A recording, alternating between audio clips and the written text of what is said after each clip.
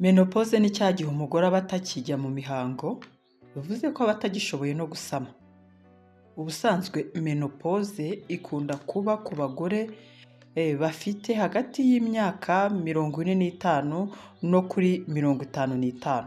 Bivuga ngo umuntu ashobora kujya muri menopause afite imyaka 45, ntabwo ari igitangaza, ariko kandi hari n'abatinda bakajya muri menopause bafite imyaka 55. Nabyo nubona byageze iyo ngiyo ntuzagire ikibazo, bibaho rwose, ni hagati y'imyaka 45 na 55. Tugiye rero kurebera hamwe ingaruka za menopause.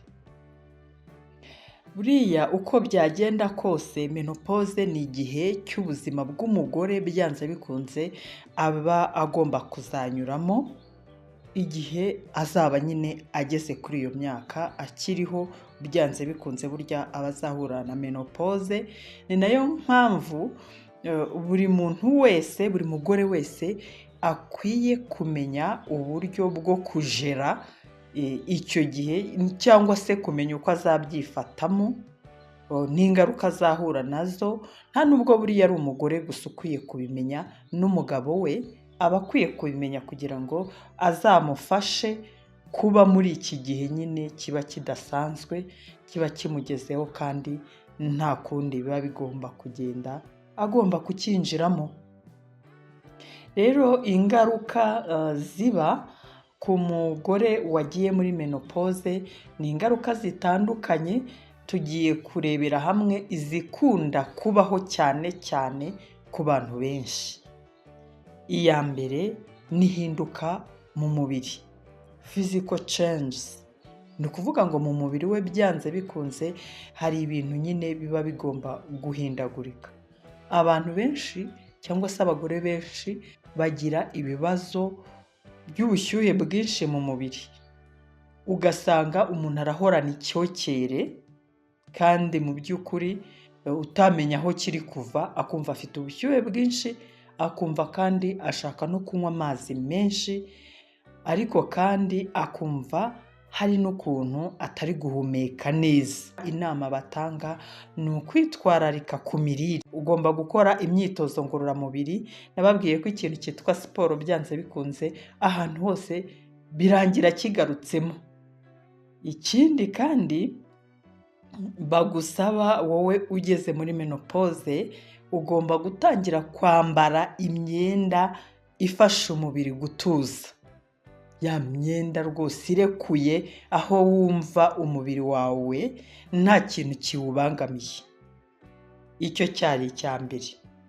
Icya kabiri, cyangwa se ingaruka ya kabiri nyine igaragara ku mugore wagiye muri menopause, ni ukugabanuka kw'imisemburo, hormonal changes. Hormone zitangira guhindagurika. Iyo menopause ibaye, imisemburo nka estrogene iragabanuka, bigatuma habaho ihinduka mu buryo umugore yumva cyangwa se uburyo yakwitwara. Hari aho twigeze kubibona turi kuvuga kuri ya misemburo itandukanye iba ku bagabo, iba no ku bagore.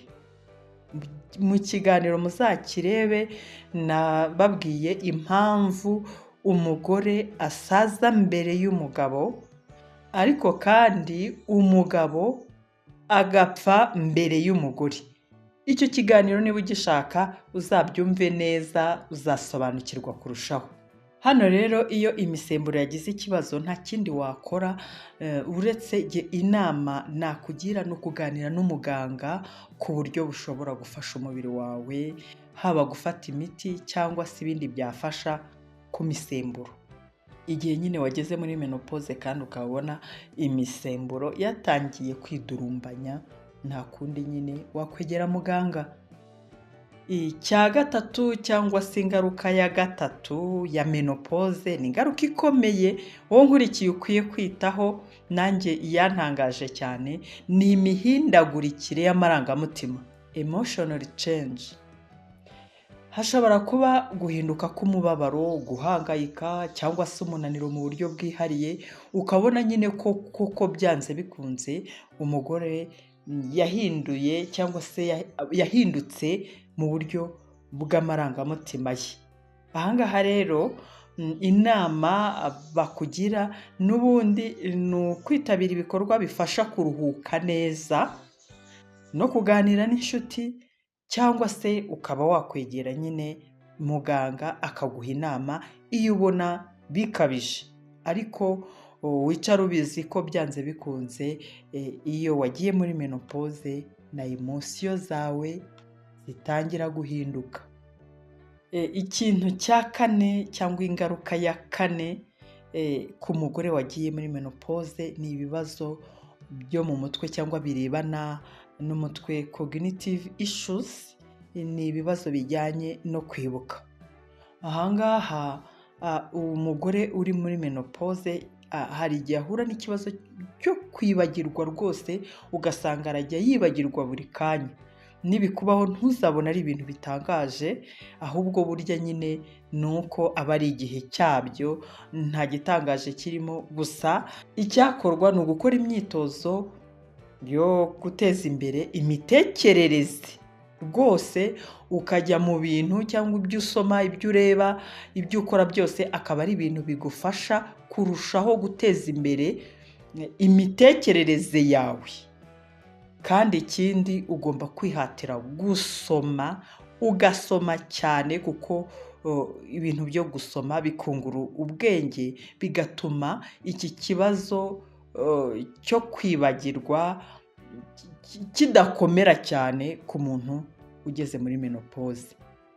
Noneho ikintu cya gatanu wowe unkurikiye nakubwira cy'ikibazo cyangwa se cy'ingaruka ya menopause ni ibibazo by'umubiri, physical symptom. Hahandi umubiri w'umugore wagiye muri menopause utangira guhinduka, ugasa nkaho utari gusa neza, ubundi kandi agatangira kwiyongera ibiro, agatangira nyine no kwigunga, ukabona rwose ntabwo ari open, ntabwo ubona ukabona hari ibimenyetso bigaragara ko ari kujya asa n'umuntu udashaka, nta confidence akiyumvamo. Ibi rero biragusaba ko ugomba gushyira imbaraga mu kugabanya ibiro. Ikindi kandi niba uri kubona hari ikintu cyo kwigunga cyane kiri kukuzaho, ugomba nabwo kwegera muganga. Hano kuri ibi biro baraguha n'inama yo kugabanya ibintu byose byaba bikongerera umubyibuho, harimo n'imiti uba ubona yaba ikongerera umubyibuho, ugomba kuyigabanya. Wowe unkurikiye kuri Rama Family, waba ugeze mu myaka ya menopause cyangwa se waba ufite umubyeyi, umuvandimwe uri kwegera menopause, umuhe iki kiganiro kugira ngo amenye ko ibi maze kuvuga, izi ngaruka maze kuvuga zitandukanye, niba zimubaho akaba ahura nazo, ntagire ikibazo, ntiyumve ko ari ibintu bitangaje, ahubwo akurikize izi nama nagiye mubwira zitandukanye, kandi afata umwanzuro w'uburyo agomba kubana na menopause neza, kuko bizamufasha agira ubuzima bwiza muri icyo gihe cye nyine cya menopause. Wakoze kunkurikira, niba waranakoze subscribe, ukaba ukora like, ushyiraho na comment, ukanabisangiza n'abandi, Imana igikomera umugisha.